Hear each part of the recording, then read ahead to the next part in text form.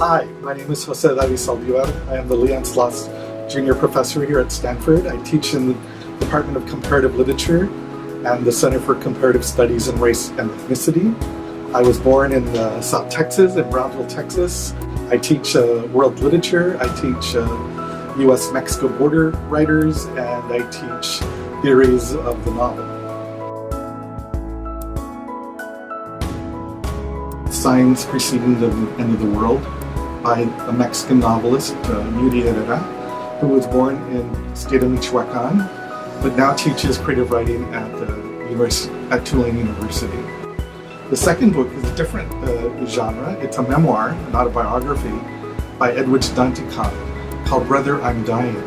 And it's a story of her own life, of how when she was 4, her parents left her with her uncle, Joseph, to raise her in Haiti while her parents were in New York trying to arrange the visas and immigration papers for the children to come along. It's a very personal story about mobility and about immigration laws. And the last book is also a literary text. It's a novel, but a very specific kind of novel. It's a spy thriller. So why would Chang-Rae Lee write a novel about a Korean American, Henry Park, who is feeling out of joint in the world of New York because he's decided after college to become a spy, and he spies on his own community. So it's about the whole entanglements about Americanization, about assimilation, about family, and about, as I said, immigration. The whole just experience of seeing the writers on stage was extremely exciting. So this year I'm excited because we're thinking about 21st century literature. All of the books that I assigned are written from the perspective of the 21st century. They deal with issues of globalization, with world literature, with kind of margins and peripheries and borders.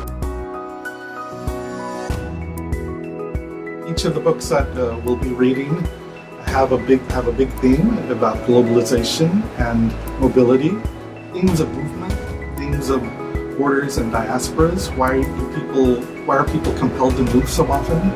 Why is it so difficult to stay at home? These are the major issues that I'm highlighting. Because of course there is many more. Well, in what sense are our 3 writers showing us something about the world and not telling us about the world? And secondly, how are they writing from their own experience as immigrants, as young intellectuals, as writers of color?